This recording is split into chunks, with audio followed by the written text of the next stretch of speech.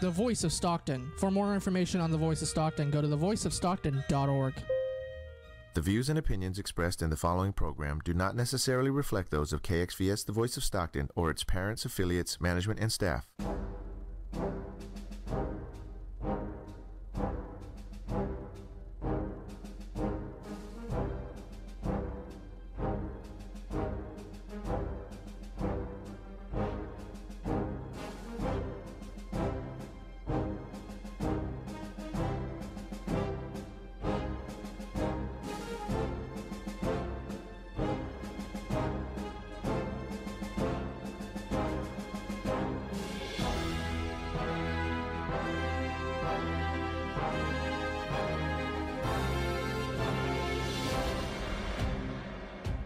Good afternoon, ladies and gentlemen, and welcome to another amazing episode of the Phone Booth here on KXVS, the voice of San Joaquin. My name is Ed Heitman, and joining me in the studio today, as always, is my good friend and co-host, Brian Rodriguez. Hello. How you doing today, man? Good, good. And we also have a special guest here in the studio today, a reoccurring guest, mind you, my little brother, Lucas Heitman. How you doing today, Lucas? Doing good. Good to hear, good to hear. Now, in case those of you might be unfamiliar with what our show is all about, the Phone Booth is completely dedicated to the world of pop culture. Anything from movies to video games to TV shows to comic books, you name it, and we do our very best to cover it. As always, if there's any topics out there in the world of pop culture that you'd like us to talk about, any discussion pieces, any topics, anything like that, be sure to let us know.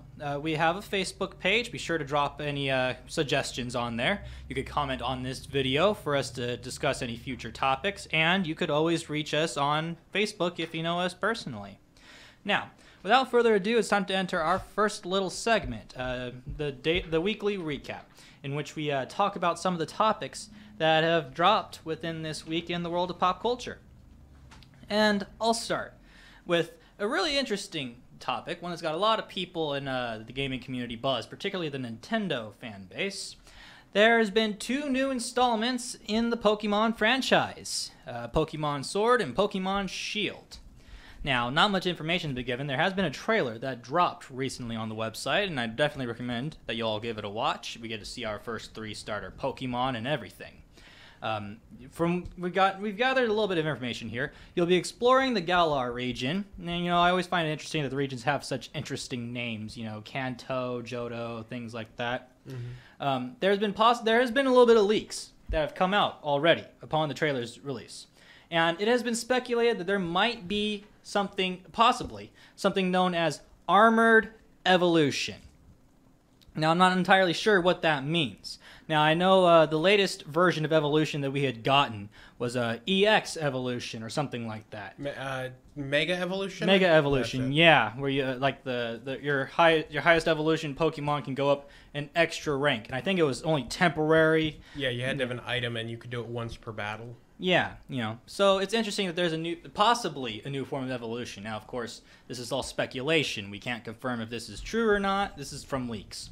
And this is supposed to be available sometime later on within the year. Yes, it is exclusive to the Nintendo Switch, so it is not going to be on the DS or any other handhelds, which is a first for a mainline Pokemon game, because this isn't, a spin-off. It's not like the Let's Go games or the Coliseum games from back in the day. These are, proper Pokemon games. Yeah, it is a first, because usually with Pokemon games, they've always been kind of a handheld exclusive. I mean, I know that with the Game Boy Advance, there's usually like extensions that you could plug into a GameCube and everything, and you could play it through there and whatnot. But for the most part, it's always been a handheld. And now, we haven't seen a lot of the Pokemon yet. Of course, we've gotten to see the first 3 starters. And, they look pretty interesting to me. There's been a lot of fan art out already, a lot of realistic images from what we've seen due to Detective Pikachu gaining popularity. Yeah, one of the big ones is a picture of the new water type Sobble, I believe. Mm-hmm. Yeah, it's Sobble, Scorbunny, and Grocky, I want to say. I think so, yeah. The names are getting worse. Yeah, for sure. Now, Lucas, I wanted to ask you, because I always like to ask people, what was your favorite Pokemon game? Because I know you got to play a couple. Charmar, whatever. Your favorite Charizard, Pokemon was it? Charizard. Okay, your favorite Pokemon was a Charizard. Like, when it levels up, it's a dragon. Okay, so your favorite starter was a Charmander. Yeah. That's cool. Yeah, when I played Pokemon Red for the first time, I think my favorite was Squirtle, because I enjoyed Charizard and everything, but Blastoise just looked so cool, you know, and I enjoyed it. What about you, Brian? What was your favorite starter? My favorite starter was probably the first one I got, which was Totodile when I first got the remakes of Gold and Silver, Heart Gold. Oh. And I loved it. I loved the design of it. I remember actually seeing it before I played the games in one of the movies. I don't remember which one. I think around the time that Silver and Gold was out, that was around the time that they did the Pokemon 2000 movie where they introduced Lugia and the three legend. Well, they already had the three mythic birds, but Yeah. I think that was like around the time they first showed it. Yeah. But yeah, I did enjoy Totodile. If we were to go from like all Pokemon starters, my favorite would have to be Torchic, because Blaziken was one of my favorite Pokemon. It was the first one that they introduced when they hit the end of the original series of Pokemon before Ash went to the next region and whatnot. But yeah, you know, I'm pretty sure y'all will enjoy the new Pokemon games that came out. From the trailer, from the little bits and pieces that I did see, the environment looks amazing. Nice little weather graphics and everything, which you gotta appreciate. They're taking advantage of the fact they're on a console and not just a handheld now. Yeah, and you know, I gotta give them a good little bit of credit for that. Now, of course, as I said, this will be expected to come out sometime later on within the year. And if any of you do manage to get your hands on this game, or if you've seen the trailers, be sure to let us know what you think, or what your opinions might be on the game as it comes out. We'd love to hear your feedback. Now, Brian, I'll let you take away this next little topic here. Anti-vaxxers are being added to the game Plague Inc. For those of you that don't know, Plague Inc. is a simulation game where you create your own virus or disease or whatever it technically is, and essentially spread it around the world trying to wipe out humanity. It's a fun little simulation game. It's got a lot of depth to it. And anti-vaxxers, I doubt people don't know who this is, but anyway, anti-vaxxers are parents that are refraining from getting themselves or their children vaccinated due to perceived dangers of vaccination. And of course there are dangers with vaccines, but most of their beliefs are based off of inaccurate and provably false reports anyway. Yeah. In fact, just that aside, this was due to a petition that had recently come out on change.org. People were demanding that this got included into Plague Incorporated. And this is just one of the many updates to like all the bizarre things that Plague Inc. has. Because it's not just normal viruses, you know, because they do have basic ones, you know, West Nile, Black Death, stuff like that. But they've also taken more ridiculous routes. They have the zombie virus, obviously. You can't have a plague game without a zombie virus. True. They have a vampire outbreak to where people turn into vampires. And as controversial as this would be to include anti-vaxxers, it's not necessarily their first rodeo handling something like this. One of the previous updates that they included was an anti-science scenario where people were rejecting science. They'll go into like laboratories and destroy scientific equipment and everything. That was pretty helpful. Yeah. Yeah, And you know. that game, Plague. Yeah. Yeah. I played it before. It was you pick a virus, and you put it in an area, like any kind of state, and then it affects that whole area. Yep, and you have to constantly upgrade it because as your virus spreads. Yeah, and as your and when that happens, you have to be careful about the what's it called, the cure. Yeah. You have to get that. You do not. You need to upgrade to get. Yeah, you need to upgrade it to essentially sort of outplay the cure. So it can't, you have to infect enough people that the cure can't make enough progress. So. Yeah, at first it's usually like you have to deal with weather elements like, high tides and things like that, but then eventually people start creating cures and you have to evolve the virus. But nonetheless, it's interesting that they included this, into Plague Inc. I mean, this is just natural. I mean, Plague Inc. has tried its best to, try and include every single possible scenario in possible outbreaks. And this game's actually so popular. I believe the creator even once had like a little, went down to the Pentagon and had a nice little speech going on about possible virus spreading and things like that. I believe they spoke to the CDC about how essentially the game was creating, potential outbreak models, which are what the CDC uses to prevent actual outbreaks. Yeah, because from what I've heard, it counts as a pretty good educational game as well, teaching you how these things operate. But yeah, on to the next little topic. Video games are good. Video games are good. Educational. Mm-hmm. Take that, Ma. Now, some startling news, kind of. It has been confirmed that Will Smith has severed all possibilities of him starring as Deadshot in Suicide Squad 2, properly titled The Suicide Squad. This was confirmed via an exclusive news piece from Variety. Supposedly, the ultimate reason why he left was due to conflict in scheduling. Now, there wasn't any heated debate over this. Now, the decision was made on both sides, and there weren't any hard feelings, It was just a peaceful little settlement, Now, this is kind of the first confirmed whether or not an actor or actress will be in the next Suicide Squad. The studio hasn't really confirmed who else would be in the movie just yet, but they did state that they wanted Margot Robbie and Will Smith in the upcoming sequel, which would be directed by James Gunn. Now, I find it interesting that Will Smith had left. It makes you kind of wonder, if Deadshot's going to be in the Suicide Squad, because even though in the comic books the team's very interchangeable and there's a lot of different villains and whatnot that do join the Suicide Squad, Deadshot's kind of one of those constant members, He's kind of always in the Suicide Squad, Yeah, it's very rare that he's not there. He's like you said, a constant, though Harley Quinn has been something like that in recent books. Yeah, that's true. Now, Lucas, didn't you get to see a little bit of Suicide Squad when it came out on TV? No. Okay. Well, it was a fairly interesting movie. I have seen the first one, though. The first one was interesting. That's what we were talking about, yeah. The first Suicide Squad movie that had come out. What were your thoughts on it? It was okay. It was fine. And the trailer, well, yeah, it was good. That's good. Yeah, that's about how you could sum it up to. It was good. It was fine. Yeah, it was okay. Passable. Yeah. Anyways, I'll let you take on the next little topic, Brian. There is a new Walking Dead show in development. Because, of course, there is. That show is, man, for a show called The Walking Dead, it sure is a living corpse of its former self, ain't it? This was confirmed by AMC during their quarterly earnings call with Wall Street analysts. When asked for details, COO of AMC, Ed Carroll, said that the show is in active development and that they are not able to talk about any future plans at this stage, which essentially means they've greenlit it, but they probably don't have a writer, they don't have a director, they don't have any stars cast. They have essentially just said, yeah, we want to make this. Yeah.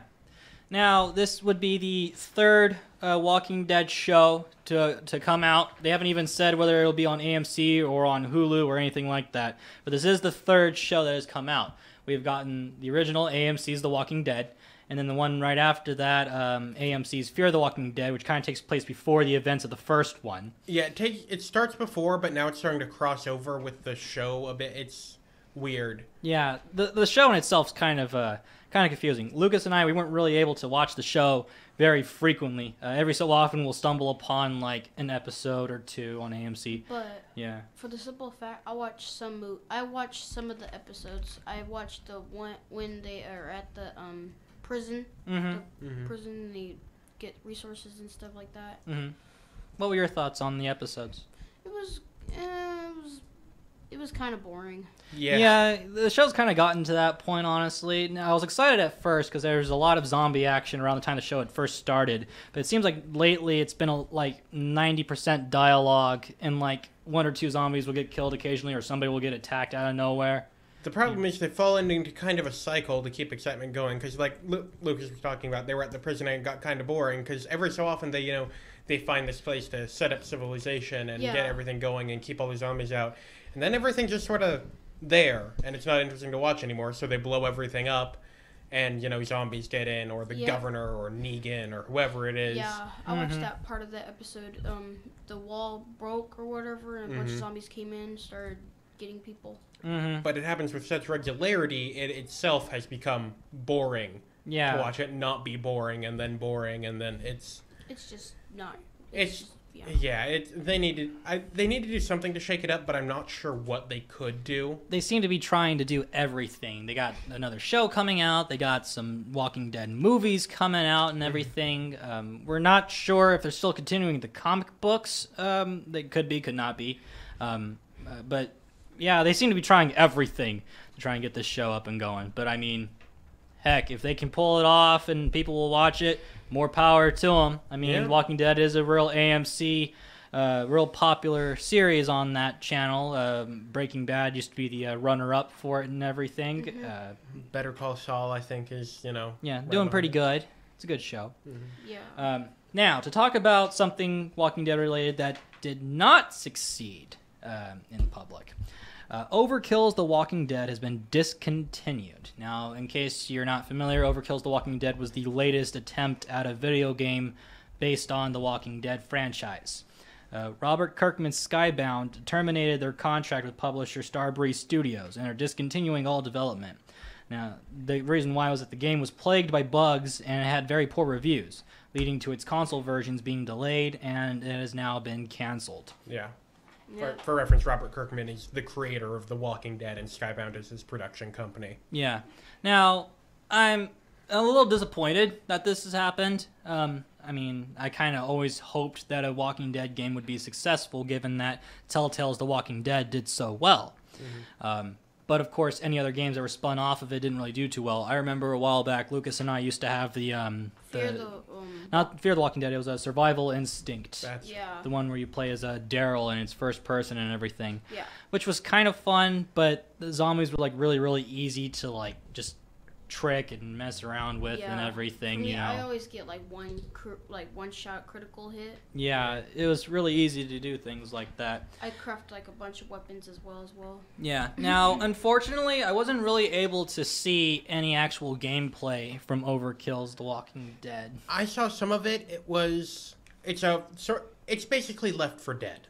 Oh, That's man. essentially what it was. It's 4-player zombie survival co-op, and it had some base building elements to it, but essentially it was Left 4 Dead.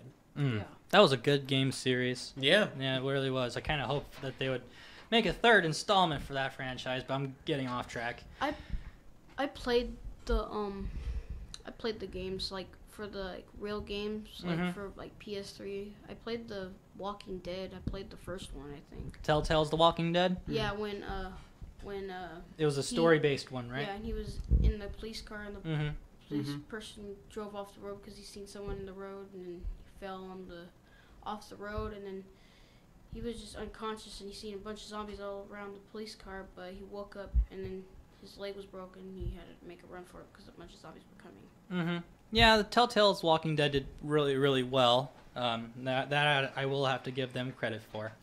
And, I mean, here's hoping that at some point in time, we can get another really good Walking Dead game, because Telltale's was really good, and I want to see another game that is just as successful as what Telltale's The Walking Dead was. Yeah. Anyways, go ahead and take on the next little topic, man. Okay, so Guardians of the Galaxy 3 has had a tumultuous history, to say the least. To say the least. It lost its director, James Gunn, after a series of tweets came to light. It had co-stars threaten to leave over James Gunn's being fired, or if they didn't use his script. It was eventually confirmed that they are using James Gunn's script for it. But now, Kevin Feige, the head of Marvel Studios, has said that it is currently not a priority. He said this during a Captain Marvel presser, and instead, Marvel will be focusing on other projects. It also does not currently have a release date, even though it was given one of 2020 some time ago. Now, I mean, in all honesty, I kind of saw this one coming, because, I mean, let alone the fact that the cast members were, very adamant about them using Gunn's script. Batista even threatened to break contract and go to court over the whole thing, and then we eventually did get the script. But then right after we got the script, almost nobody wanted to direct this movie, One person that everybody really wanted to handle this film was Taika Waititi, known for Thor Ragnarok, a really great movie with similar elements to Guardians of the Galaxy. But when asked about it, he said he didn't want to mess with it because it was a product of James Gunn. It was like his baby. And he said that, it's like basically walking into somebody's house and saying, hey, I'm your dad now. Yeah. So, I mean, it really is unfortunate that this is being delayed for so long, but given the circumstances, there's not really much that you could do. Yeah. Really, you know? With the amount of behind-the-scenes drama on this, I honestly wouldn't be surprised if it's just quietly removed from the schedule and they just never make it. Which Yeah. would be sad, but I wouldn't exactly blame Marvel with all the hullabaloo around it. Yeah, I wouldn't really blame them for it either if they just decided to just bring him back after end game and then just leave it at that or something. Yeah. You know, that I'd be fine with, because I mean, again, there's not much that you can do. No one wants to touch the movie because James Gunn poured so much into it. Everybody feels like it'd be disrespectful to handle it. Yeah. And we're not exactly sure what's going to happen to the Guardians after Endgame, because we know that after James Gunn's firing, there was reshoots to change the ending of Endgame. Mm-hmm. So maybe they change, so the Guardians die somehow, or maybe they introduce a new form of the Guardians, or it's hard to tell. Yeah, it could be possible to find replacements, because I know that Marvel recently introduced the Asgardians of the Galaxy, which is basically the new Guardians, but it's formed up with members from Thor's homeworld Asgard and everything, so that's a possibility, but again, everything's in speculation right now. Now, that about does it for today's episode of Weekly Recap, and now without further ado, it's time for us to go into our next little segment, Trailer Talk, where we talk about some of the latest trailers to have dropped within the week. And we're going to start off with a fairly entertaining trailer. This is the second trailer for Detective Pikachu. Normally we don't usually cover second trailers, but when they're good enough, you know, and we find it really interesting and it's got some crucial detail to it, we'll bring it up. The release date is May 10th, 2019, starring Ryan Reynolds, Justice Smith, Catherine Newton, and many others. Synopsis, of course, being a young man joins forces with Detective Pikachu to unravel the mystery behind his father's disappearance, and it's directed by Rob Letterman. Now, the reason why we decided to bring up the second trailer to this is because of the fact that we were introduced to a lot more Pokemon, for one. We get to see what they look like. And we also kind of get a little bit of a further detail as to the actual case that they're going to be working on. Yeah, so what we've got now is essentially, it seems like the main character, Justice Smith's Tim, his father faked his death. We still don't know how he's related to the Detective Pikachu, and it somehow has something to do with, should we say what was at the end of the trailer, or should we just have them watch it? You know what? We should probably keep that part a secret. But what we can say, though, is that it was either speculated that he faked his death or somebody else might have faked his death. Yes, and there's something that the trailer accurately describes as a very twisty twist at the end. Oh, yeah. Very, very interesting. But plenty of Pokemon in it. Yeah, there was Apom, Snorlax, Machamp, Ludicolo, Lickitung. I believe there was a Blastoise in there, too, for a second. I don't think I saw the Blastoise. I'd have to go back and rewatch it. It was either a Squirtle or a Blastoise. Or maybe a Wartortle. We also got to see a little bit more of the fight scene between Pikachu and Charizard, which got even more hyped to watch this movie. And we also got to see Detective Pikachu actually use some of his electric abilities, which looked... The special effects for that looked really good. This entire movie looks amazing, even if some of the Pokemon are... frightening. Lickitung is just, and Apom. Yeah. Oh my god. Scariest little monkey I've ever seen before in my life. But, yeah, I mean, be sure to check out the trailer. You will enjoy the twist that's at the very end. Pikachu even pointed out that it's very twisty, so you'll enjoy it. Brian, go ahead and take away the next trailer. So the second trailer is the second trailer for Hellboy, which again, we usually don't do second trailers, but this one, again, gave us a lot more of the plot than the first one did. Yeah. Now, it's also important to point out that the first trailer is technically a red band trailer, so it is available on YouTube, but we decided to cover the green band trailer. Yeah, there are two versions. The only difference is they removed about 3 F-bombs and a little bit of blood. The substance of the trailer is exactly the same. So the release date is April 12th, 2019, starring David Harbour, Ian McShane, and Mila Jovovich, among many others. The synopsis is based on the graphic novels by Mike Mignola. Hellboy, caught between worlds of the supernatural and the human, battles an ancient sorceress bent on revenge, and it's directed by Neil Marshall. Yep. Now, I thought it was pretty interesting. Now, of course, I was a little iffy on the new Hellboy movie that came out because I was a real fan of Ron Perlman's, version of Hellboy. And with David Harbour, the only person I really recognized him for as was just Sheriff Hopper from Stranger Things. Yep. You know, so I never really saw him as Hellboy. But what I can say is that he definitely pulls off the character. He Yep. does. For sure. For sure. He's got this snarky attitude about him, and he's also just got this tough guy persona. And one thing that I can say that differentiates this version of Hellboy from the other two ones is that this shows off a lot more special effects. We actually get to see a lot more of the underworld and demons at play. Yeah, we get to see a lot more of Hellboy's final form, where his horns are fully grown. He has the flaming crown on top of his head. He's riding a dragon with a flaming sword at one point, which seems like it's going to be some sort of hallucination vision or a vision of the future or something. I doubt that's actually going to happen in the first movie and what's supposed to be a series. It sounds like something that'd be on a Michael Bay poster, to be honest. Except they'd all be robots. Except they'd all be robots. That's true. But yeah, it definitely looks a lot more interesting because we actually get to see a lot more demonic work at play. Whereas with the first two Hellboy movies that came out, it was more like a random monster has popped up somewhere in the city and they're kind of dealing with it before it causes a lot of damage. While the main antagonist, this 5th century sorceress, seems to be really causing damage, walking through the streets and people are just like falling down, dying and everything. Yeah, they're dissolving. She has these giant skeleton golems attacking London that looked really neat in that I couldn't quite tell what they were supposed to be. They looked like these malformed humans, but they also looked very skeletal. Like they were neat. They were interesting. Yeah. Lucas, what did you think about the trailer? The trailer, I would give it like, it's great. It looks great. Yeah. Now, you were able to watch one of the old Hellboy movies, right? Yeah. Yeah, we used to have it on DVD. What were your thoughts on the original movies? The ending of the movie, I kind of liked it. It was great because like he,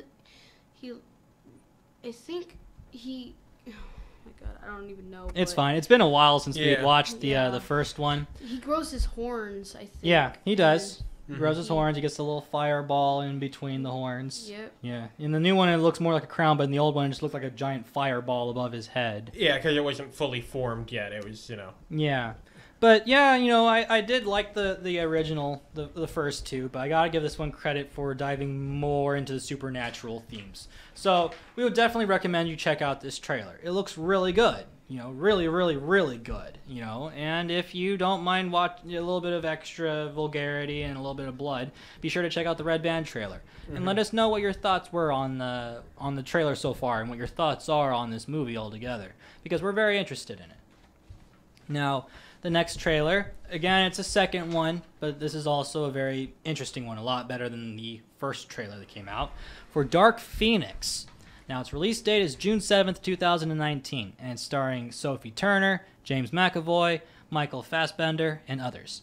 And the synopsis is that the X-Men face their most formidable and powerful foe when one of their own, Jean Grey, starts to spiral out of control, and it's directed by Simon Kinberg.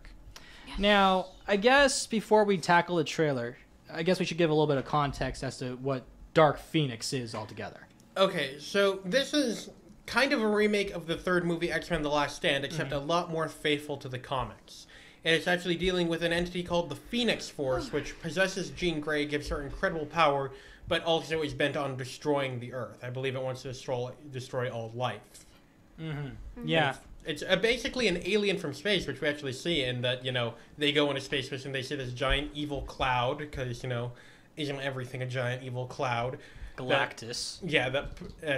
Galactus, Parallax, that possesses Jean Grey and leads her to kill someone. And it doesn't exactly confirm who it is. We know it's a she, and it's sort of hinted at the trailer to be Mystique, but I wouldn't be surprised if that's a bait and switch, that it's someone else. Yeah.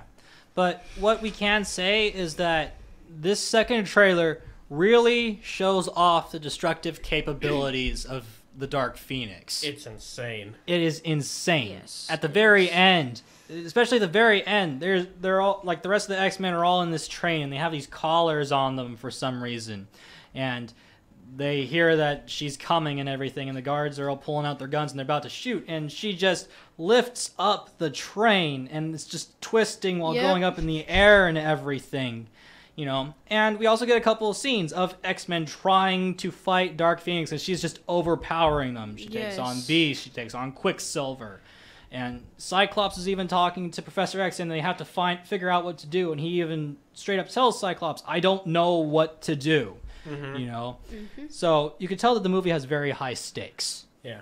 One thing I will notice, the makeup seems to have changed a bit from previous movies. In that Mystique's makeup, it looks, I want to say, less complex than it used to, which may indicate that, you know, she's going to die, so Jennifer Lawrence didn't want to spend all that time in the makeup chair. Also, I noticed that James McAvoy had a lot of makeup on, making him look much older than he actually is, because this is set in 1992, so in 8 years, they have to conceivably age James McAvoy into Patrick Stewart. I'm gonna love figuring out how they explain that.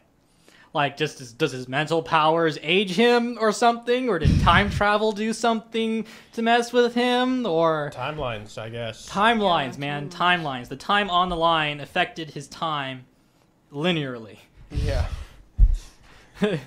What were your thoughts on it, Lucas? It was a good trailer. Yeah, because like, but you said like when the train is rolling around, like in the school, yeah, that was great. It was cool. That's good. That's really good. Now, Brian, I'll let you handle the last trailer that we have for Trailer Talk, and we'll enter our discussion pieces. The last trailer is not a second trailer. It is the first trailer for The Man Who Killed Don Quixote, and the U.S. release date is April 10th, 2019. And I have to stress U.S. release date because apparently it's already come out in a bunch of major markets, including Portugal, Brazil, Spain. It came out as early as May of last year, so U.S. is actually really behind on getting it. Anyway, starring Adam Driver, Jonathan Pryce, Stellan Skarsgård, and many others. The synopsis is, a digital advertising executive is pulled into a time-jumping fantasy when he is mistaken for Sancho Panza, directed by Terry Gilliam. Now, in case you haven't managed to watch this movie, because as Brian stressed, this has been released in other countries and whatnot. All in all, I gotta say, this movie looks very, very entertaining. Now, to kind of give a little bit of context, Adam Driver's character, before he gets into this whole weird adventure thing, he is on the set of what appears to be the original black and white movie about Don Quixote. And the actor who plays as Don Quixote's actor looks spot on to the original.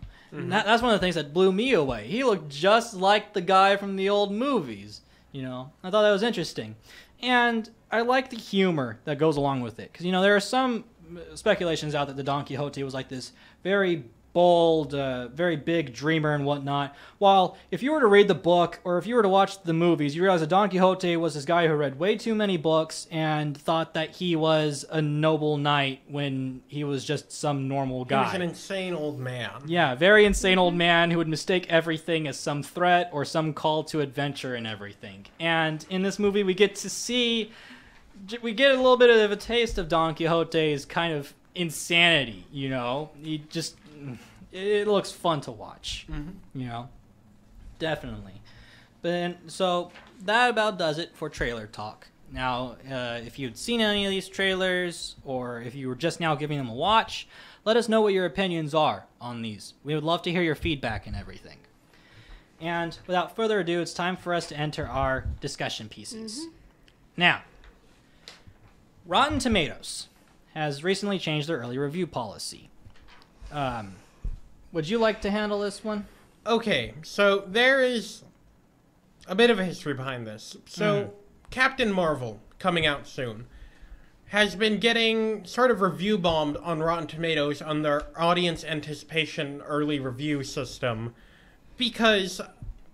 Well, there's been plenty of speculation as to why these negative reviews are. There are multiple reasons. Some of them are generally idiotic. You know, some of them are upset over the idea that it's just a movie starring a female. Some of them are upset regarding Brie Larson's public statements regarding the film, things like that.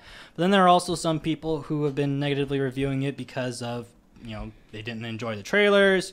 There has been a review that came out that claimed that the cat had stolen most of the show and everything, and that kind of reduced people's expectations of the film. There are a lot of reasons, but the main one seems to be anger over a socially active female leading this movie. And quite honestly, I don't think that should really affect your opinion on whether or not you should watch a movie or not. There's been plenty of films out there where the main actor tries to make a whole political campaign about it, and there's a lot of people who just look over it because that shouldn't be implied into the movie, you know? But this happens. It happened to Black Panther because it was a movie with an almost entirely black cast and crew. Mm-hmm. It happened to Wonder Woman, the first DC movie in a while to have a female lead.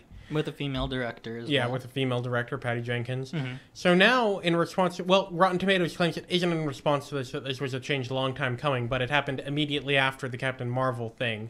Yeah. So, take that with a grain of salt. They are removing their audience anticipation rating system, which is essentially where audiences could write early reviews for movies they couldn't possibly have seen yet. And I get that it was, meant to gauge anticipation from trailers and from media, but it was being used as essentially an early form of reviews, which shouldn't be possible when people can't see the movie. And this is kind of what we wanted to talk about. We wanted to talk about the whole idea of an early audience anticipation review score and things like that. Now, in case you're a little confused on what that means, Lucas, the audience anticipation rating on Rotten Tomatoes is people will give a rating. They haven't seen the movie yet, but they'll give a rating on how much they want to watch that movie when it comes out. Like if they see trailers, TV spots, they can go on Rotten Tomatoes and say, well, so far this seems like a really good movie, or they could say, from what I've seen so far, this looks like it's going to be a really bad movie. I don't think I'm going to want to watch this movie when it comes out. Now, this kind of has its good and bad sides to it. Now, the bad side, as we have stated at the very beginning of this discussion piece, is that it can be used as an early form of negative review bombing. People could just straight up say that they don't like it, and they just base it entirely off of opinions. They don't consider the trailer or press release and stuff like that. Okay. However, in some aspects, it could also be considered a useful tool. Not as useful as people would expect. However, there are people out there, like you and I. Yeah. Like, say we heard about a movie that's coming out. You and I have never seen any of the trailers or anything like that. And, we just got $50. You and I decided we're going to go watch a movie. We heard this movie's coming out, but we don't know. You check an audience anticipation score to see if any of the movies seem really good to everybody to check them out. And that's usually what it's used for. But in this day and age, we can't really use it for that aspect anymore. True. Considering the fact that everybody talks about movies regardless when the trailers come out, it's kind of hard to have to rely on an anticipation score when you're already hearing everybody's expectations of the movie before it even drops. Yeah. Just verbally, socially, things like that. You can't really avoid a movie when it's coming out because trailers will pop up on TV. When you're watching a YouTube video, you'll see an ad for that movie that's coming out. Sometimes you can skip it, sometimes you can't skip it at all. And I hate those kind of ads. Yeah, they're don't annoying. we all? But, yeah, in all honesty, I can kind of see why Rotten Tomatoes would remove this anticipation score. Because whether or not this was based on negative review bombing, whether it was or wasn't, you can understand why Rotten Tomatoes would decide to pull it out at this point in time, because it questions their legitimacy on the site. And for a review website, that's very important.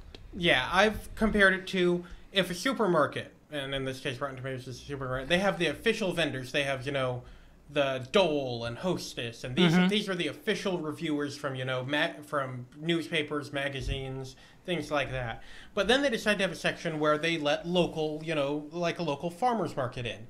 If someone gets poisoned from the food sold at the local farmer's market, that's still the supermarket's responsibility. They don't just get to say, oh, well, it's the farmer's fault. They're the ones that let them in. Right. Yeah. And that's just about how it is with the audience review, with the audience anticipation score. Whether or not it's just this person's review and not necessarily Rotten Tomatoes or its official critics, whether or not it's true or not, people are going to see these negative review bombs or assume that this is all biased and whatnot. Just go, well, you can't really trust Rotten Tomatoes. They're way too opinionated or biased, and you can't take reviews seriously. Well, that's what reviews are. They're opinions. They're biases. They're what people think of movies. They're just people that, work for major outlets who have a modicum of, prestige to them. And that's true. That's true. Reviews are always people's opinions. However, when it comes to sites that are completely dedicated to reviews, it's their responsibility to make sure that these reviews are legitimate. Yes. You know, they have good reason for them to review these. And with an audience review score, there's not really much legitimacy that you could put behind it aside from, I thought the trailers were interesting, and I'm excited for the actors and actresses that are going to be in it. Yeah, an audience review system could be done well. It just wasn't implemented well in Rotten Tomatoes stage. And of course, there's always going to be the risk of, what if it's not actually audience? What if it's, a PR firm doing astroturfing for a movie, like I believe happened with Gotti recently, the Movie Pass movie. Oh, yeah, that's right. Man, Gotti. I forgot about Gotti. It bombed on Rotten Tomatoes, and they used that as a marketing campaign. Yep. It's just they're trying to keep you from watching us, so watch us anyways. Best cop-out I'd ever seen for a movie to bomb, man. Ugh. But, yeah, I mean, there are other ways they could have handled this. For example, I mean, me and Brian were talking about this. If you're able to score a review without typing in, your opinions on the movie, just, do you want to watch it or do you not want to watch it? Yes or no. That would have worked a lot easier, I mean, they also could have taken the human route, have people sort through the reviews, but in the very rare instances that, people decide to come in swarms and review bomb it, and this has happened, websites like 4chan or Reset Era and people like that, they'll decide that this movie is so bad that they're going to review bomb it to keep anybody from watching it.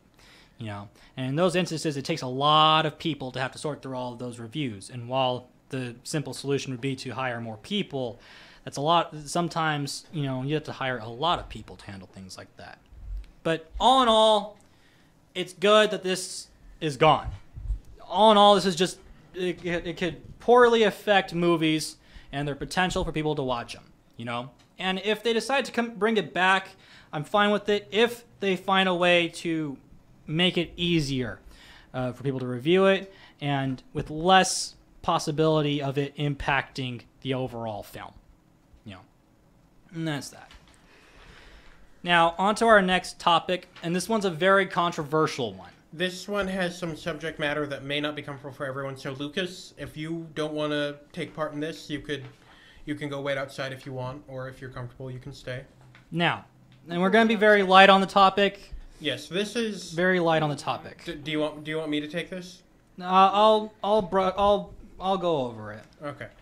Now, THQ Nordic's head of PR, Philip Brock, held an AMA on 8chan. Should we explain what AMA is? AMA stands for Ask Me Anything. It's essentially, it happens mostly on Reddit. It's where the developers or producers or really anyone from any medium involved in a project takes questions from fans or commenters.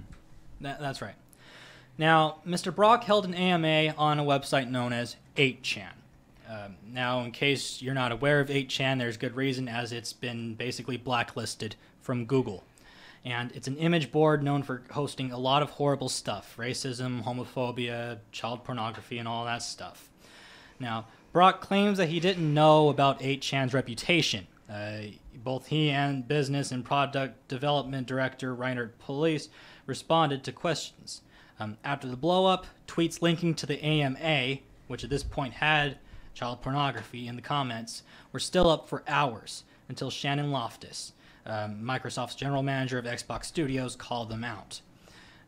Now, she's not the only person to call THQ Nordic out. A lot of people had called them out on this, while also emphasizing to other game companies and publishers to not do business with THQ Nordic because of this, and for a good reason. Yeah. Now, there's no way, we have to emphasize that there is no way Philip Brock and his superiors didn't know what they were doing. They knew this would be controversial and were hoping to get free press. And they did, and the news has moved on. But this is just the latest in a string of incidents where people in the game industry act poorly for free news coverage, and it seems like no one will call them on it. Now, one thing that we have to emphasize is it's not easy to find, just stumble upon 8chan.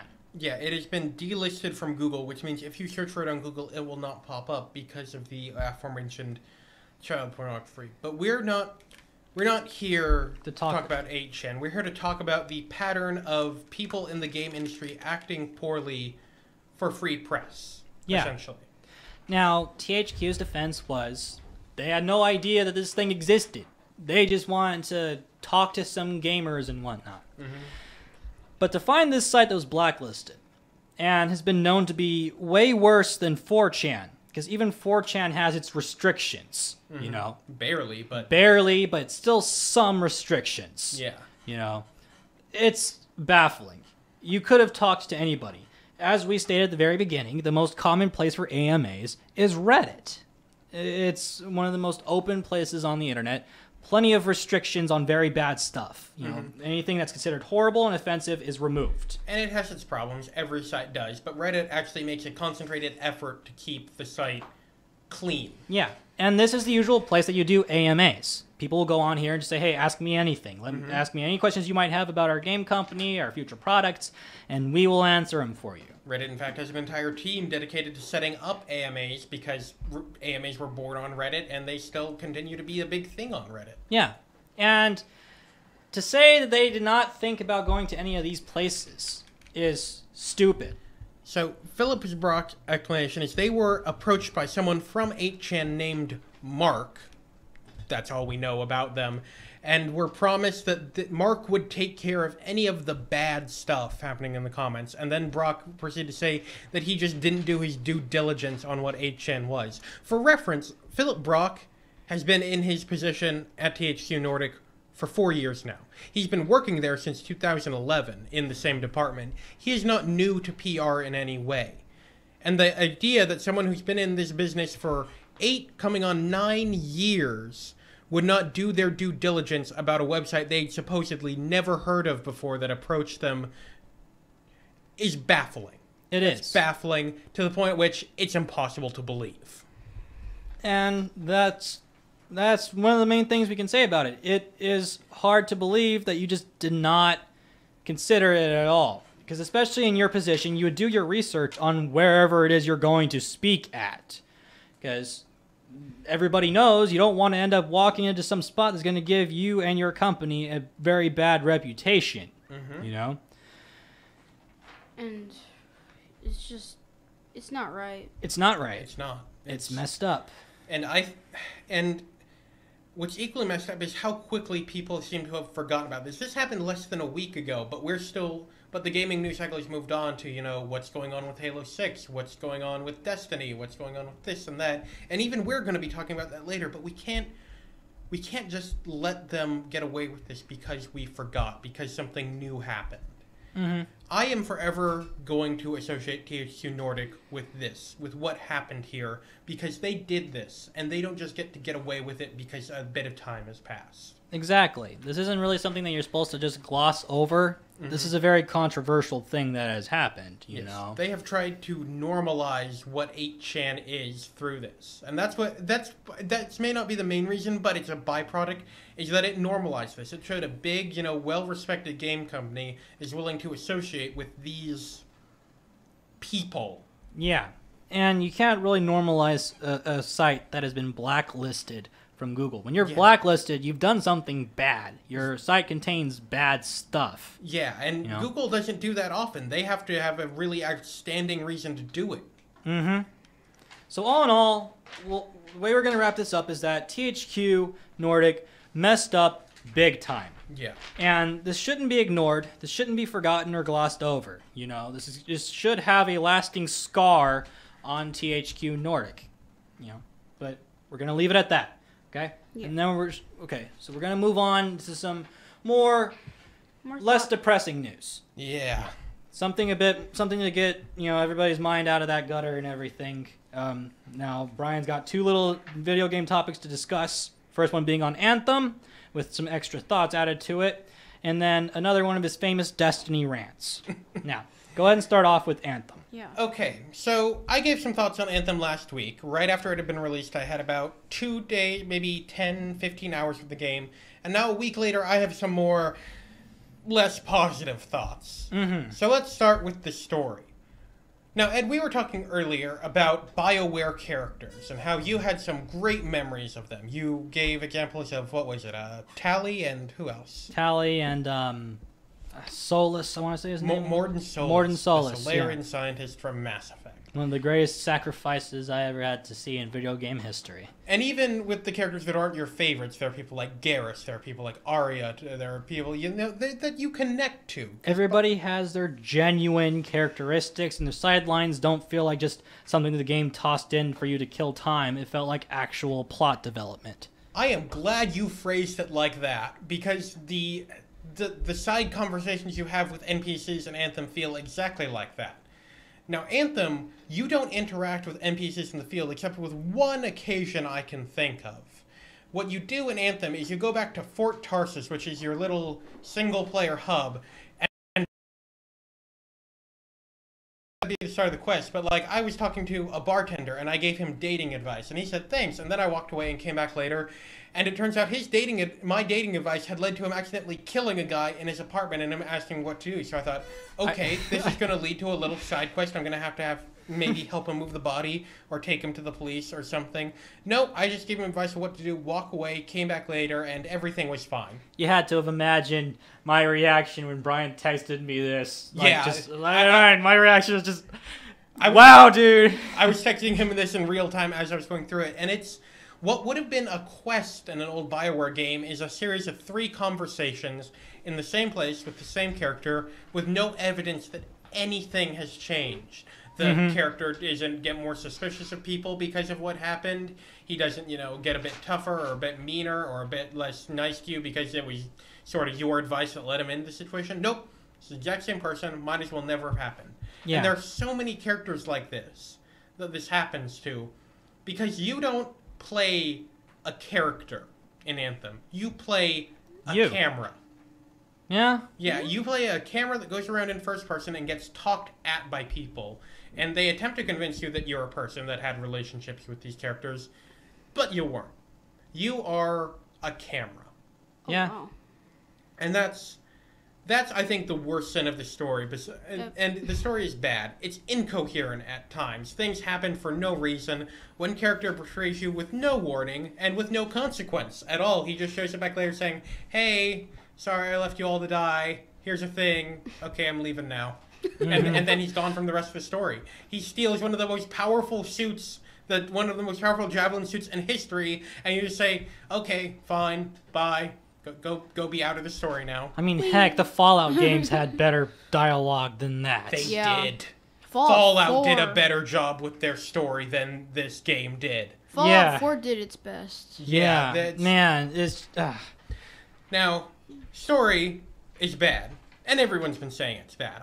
Not a lot of this is new or unique thoughts, but I'm just trying to get my thoughts out so I'm less likely to start screaming at the game. Okay, so gameplay wise, frame rate and connection issues are still very much present, which is especially bad with latency, given that it can mean when an enemy attacks you, you're actually seeing it a few seconds later than when it's actually happening. So, like, if you need to dodge an attack and it looks like you've dodged it, you still take damage from it, which is especially egregious in some of the homing attacks that you have to dodge. There's a bunch of rubber banding, like I talked about last weekend, and it seems to be getting worse. Now, why don't you explain rubber banding again for people like Lucas who might not know what rubber banding is? Look, Brian's going to explain it to you. Okay, rubber banding happens in online games where essentially you don't have a good connection, so the server is constantly resetting where you are back to where you were before because it can't accurately say that you were where you moved to. Like, if you walk forward but have a bad enough connection, the server can't recognize you walking forward, so you go back to where you start. And this is especially egregious in Anthem, where it's a lot of high-paced action combat that requires a lot of split-second timing. So rubber banding is especially bad in that, because it means you can end up dying because you can't move anywhere. You can't do anything. Imagine it like a rubber band, Lucas. Like, you try and move forward, but the game itself just slaps you right back to where you're at. Oh yeah, and I like one of the suits. It's the red suit. It has the big shield. Oh, the Colossus. Yeah. Yes, the Colossus. Now, last time we were talking about Anthem, you weren't able to test out the green suit. The Interceptor. Yes. I have tested out all the suits, and they are the highlight of this game. They are They each have very distinct roles. They're not just one suit with different add-ons attached. They are distinct entities. Like the Colossus has no actual overshield, but a ton of health and an actual physical shield it can hold to block. Oh, go ahead. Continue. I'm sorry. To block people. It also has unique, heavy weapons that the other javelins can't lift. Yeah. The Interceptor is focused on melee combat and fast movement. He's the ninja. Yeah, he's the ninja guy, and he's a ton of fun to play, mainly just zipping around hitting people. Mm-hmm. There's the Ranger, which is, the sort of jack of all trades. I've actually been playing him a lot, mainly because he doesn't have any of the health restrictions on some of the other javelins, which is nice. Yeah. And then there's the Storm, who is the wizard. Yes. Big ol' Yeah. robot wizard. That one's cool because you could just summon. You could use fire. I think fire. Fire, lightning. Lightning, ice. Yeah, it also can hover almost indefinitely, which is great because I found one of my favorite guns, which gives 200% bonus damage when hovering. Oh, perfect. Yeah, it's great. Honestly, all of these fit their role so well, and they're so unique, they're not just interchangeable, that I think it's amazing how well BioWare's done with it. And there are a few things that need to be changed here and there. The Colossus could stand to have a little more health. It feels like it can go down too easily in some situations. But it's small fixes. There's nothing massive that needs to change about any of them. Okay. Okay. But of course, back to the bad. There is the end game content, which loot games like Anthem are basically based around. The end game is the game. Yeah, end game basically is the very, very end. The Yeah. final boss basically is the end game. Yeah, you've beat the campaign, you're at max level. Right now, the end game for Anthem is trying to get the best rolls on your favorite gear. Which is hard to do, because up until yesterday, when they issued a patch, there was a possibility for what we call dead rolls to roll in it. Like, say you get a pistol, and it has plus 30 machine gun ammo pickup on it.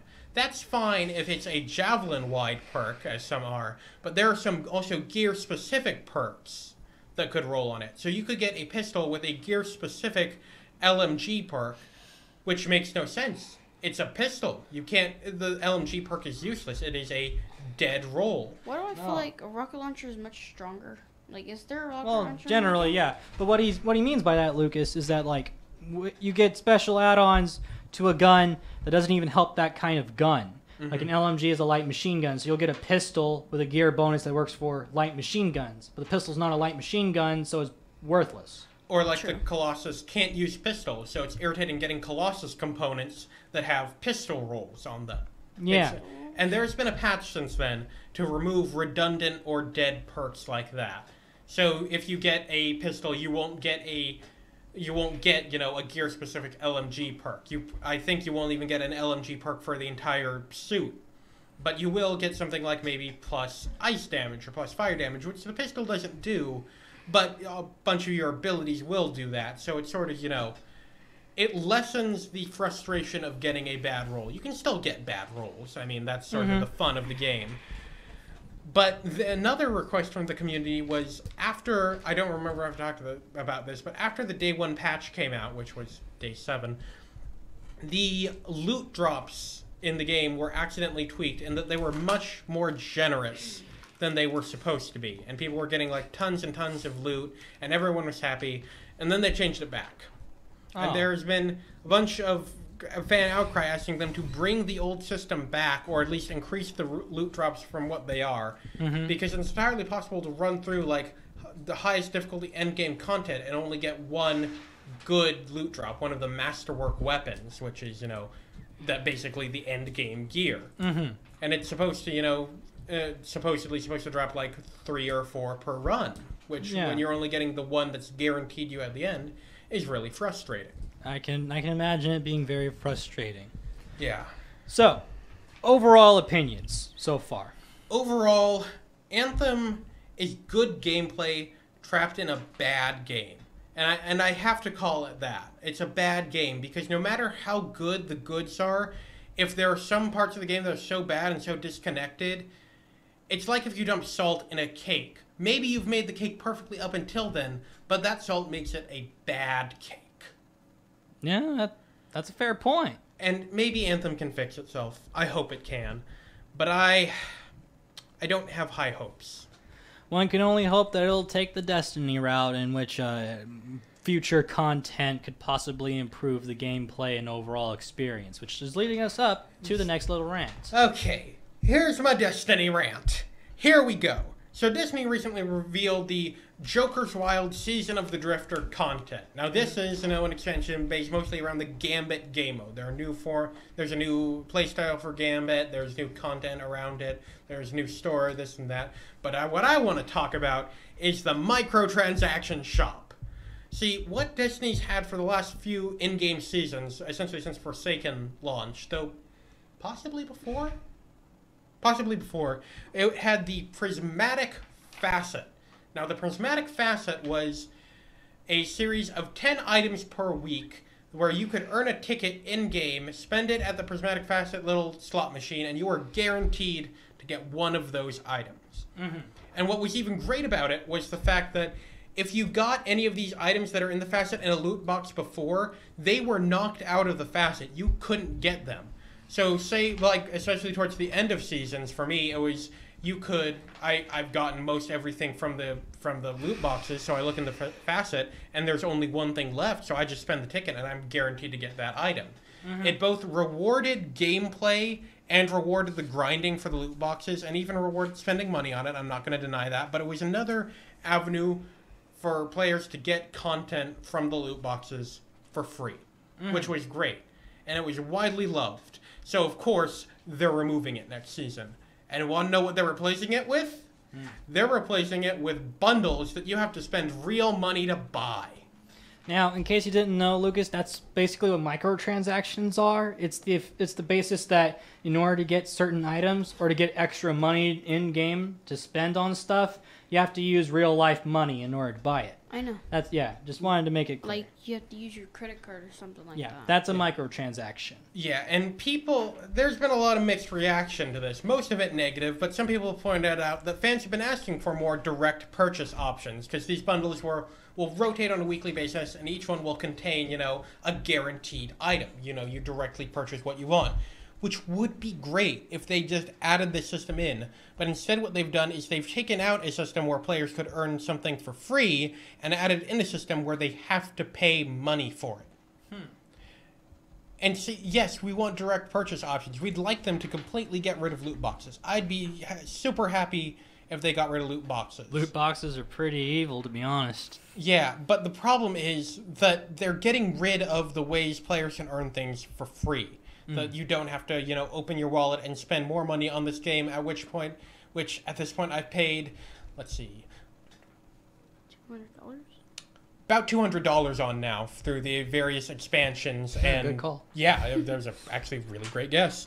And I've also spent about $100 on microtransactions in the game, so that's about $300 there on one game. Yeah, I've spent way too much money on this game. I know. I realized I had a problem for a while back then. I've gotten over it now, but I've spent $300 on this game. I shouldn't have to spend more to get the items in game. I've spent essentially 5 Destinies worth of money on this one Destiny title. Man. Yeah, and it's aggravating, because especially Bungie tried to phrase this as, oh, we're doing this for your own good. This is what you wanted. We are trying to make the Eververse even better for you.